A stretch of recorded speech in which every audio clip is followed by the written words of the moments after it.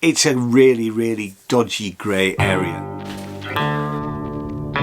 We'll talk about that.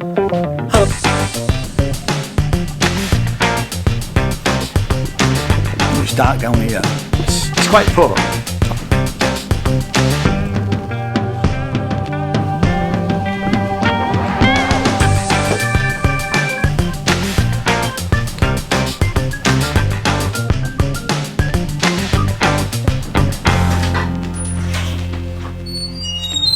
Hello and welcome to my channel. My name is Ian J. Cole and this is a channel all about music and art, and I have had another copyright strike.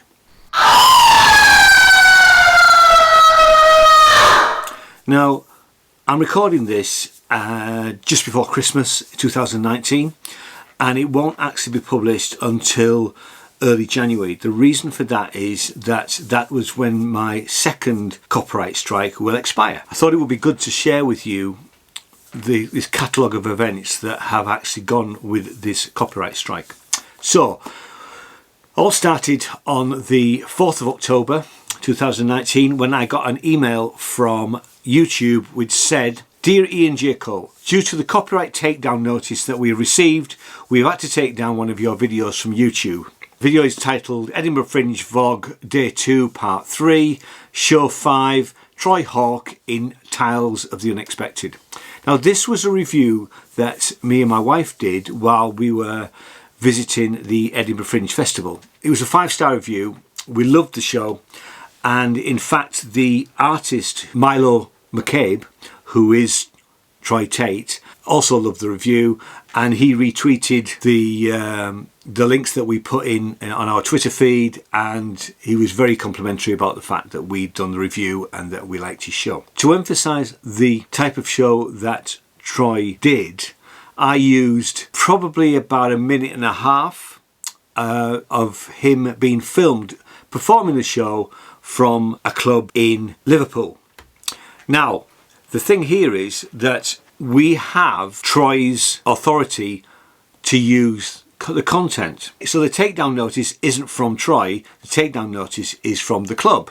Here is where things start to get a little bit murky. So I've been trying to find out who actually owns the copyright to a performance, and by what I've been able to find out, and it's a very grey, murky area is copyright, what I've managed to research is that the copyright belongs to the artist, although there is another little murky grey area where some would say that part of the copyright, the filming part, belongs to the person that filmed it. I suspect what's happened with the original performance here is that the club may or may not have asked Troy's authority to record him, so the whole thing is a grey area. Anyway, I didn't want to contact Troy straight away, so when this takedown notice arrived, there are two options, and I'm reading from the actual email here. So what to do next? If you believe that you're not at fault in one or more of the instances above, then you can appeal this takedown notice by submitting a counter notification. Keep in mind that there are several legal consequences for submitting a counter notification with false information. The other thing which you can do is that you can contact the party that removed your video and ask them to retract their takedown. And this is exactly what I did. So I wrote to the club in question, and I wrote, well, an apologetic, shall we say, email, and I said, "Hi, could I first apologise that I included part of one of your videos in my review of Troy Hawke at the Edinburgh Fringe. I have been in contact with Milo and thought that the copyright belonged to him because it was part of his show. This was a mistake on my part. Sorry for that. As this was a genuine mistake, would you please consider retracting the claim so that we can remove the clip, restore the video, and I'll include a bit telling watchers to go to your site and see Milo's performance. I'll also put a link into the description to your website. Apologies once again that this is a learning curve that I'm on with YouTube, and I won't make this mistake again. The information on how to retract a claim is linked below. Thanks for your time, regards Ian." And then I include the link so that he can go and retract it. And I wait. So that was on the 4th of October. That was the same day as the takedown came out, I waited about a week. So the 10th of October, I basically just resent the email. We waited a few more days and we heard nothing. There was no takedown, nothing. So in the meantime, I had been in contact with Milo, and Milo had given me, in effect, written authority, although it was through Twitter. And what I actually said to Milo was, "Hi, we've had a YouTube takedown notice on the 5-star review that we did of your Ed Fringe show. Does the copyright belong to you or the venue where you're performing? Thanks, Ian." Milo said, "I'm not sure, to be honest. If it's me, then I don't mind. I'm not sure which content you used." I then emailed him back and said, "We used a bit from this particular venue." And he went, "Oh yeah, that'll be them." Okay, so he wasn't sure whose copyright it belonged to. Now, like I say, research we've done, copyright does belong to him, but there may be this grey area where some of the copyright belongs to the venue or the person taking the actual footage. Anyway, we waited. What happened then was we rang them.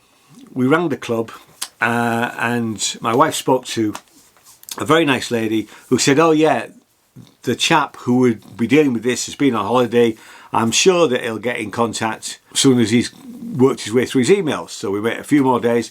I then emailed him again and said, "Look, I have sent you 2 emails before asking you to retract this takedown notice, and there is some doubt as to whether the copyright actually belongs to you or it belongs to Milo." Still never heard anything. So we waited a little bit longer. It was at this point that I decided to take the other YouTube approach and submit counter notification asking them to look into it. And I went through the process of completing their notification, and it says, "By filling in the counter notifications, you're beginning a legal process. A counter notification is a legal request for YouTube to reinstate the video that has been removed. So my personal information will be shared with the claimant," which is basically you have to give them your email address, a telephone number and an address. And they do say that there is the threat of closing your YouTube account.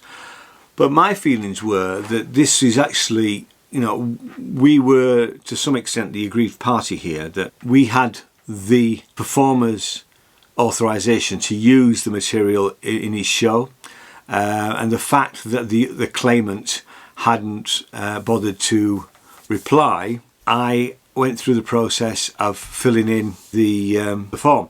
So what I actually wrote as in my declaration, you have to make a declaration, and you are actually making a declaration to the claimant, although YouTube are overseeing the whole thing. I said, "Hi, we have emailed you twice and rang asking you to retract your claim.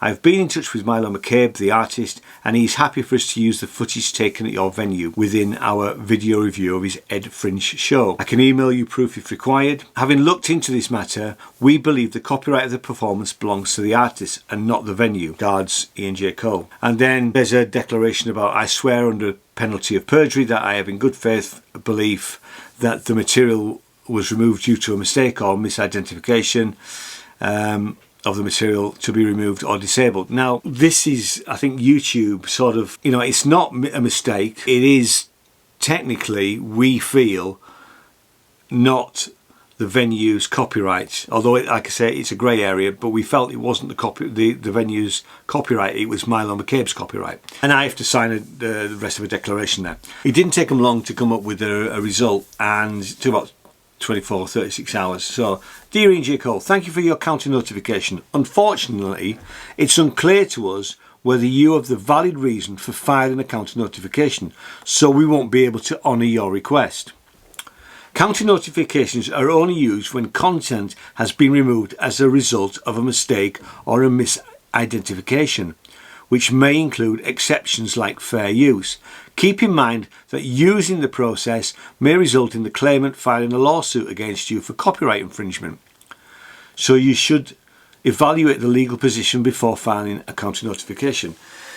So it seems to me that YouTube don't want to get into this sort of business at all. It's not a mistake, a misidentification. We think we've got the rights to use it from the artist.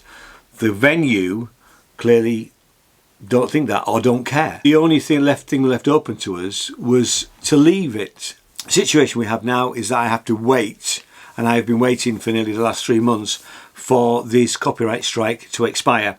It expires on the 2nd of January 2020, and this video will appear on the 3rd of January. I hope this helps to some extent if any of you are having to go through this process. It seems that YouTube seem to wash their hands of this sort of incident. It's not a mistake. It is, we feel it's not a copyright infringement on our behalf, but there is a massive grey area over all this stuff to do with copyright. So I hope that helps some of you out there if you've been through this process, or you're about to go through this process, or you've just had a video taken down. Leave me some comments down below if you've got any questions, and I'm happy to answer them. I now have had 2 copyright strikes against me, and I have to say it did put the fear of God into me at first. What's also interesting is that YouTube, they say that once you hit 3 copyright strikes, that it's 3 strikes and you're out. That's not necessarily true. They will give you at least 7 days to answer the fact if you've got 3 claims, and then they also say, they fudge it a little bit and say, well, we might not take your video channel down. So it's a bit of a grey area really. If any of you have been through this process, I say, let's start a dialogue about this, because it's not going to go away. It probably will happen again. The difficulty for us is that we do reviews, especially when we go to somewhere like Edinburgh Fringe, and we talk to the artists and we say, oh, there's some footage of you on YouTube, can we use that? And they'll go, oh yeah, that's fine, yeah. So we have the authority to use it, but then a venue puts a takedown notice. So, it's a really, really dodgy grey area, is all of this copyright stuff. Anyway, thanks very much for watching. I hope you found it useful. I'll see you in the next video. Cheers, bye-bye.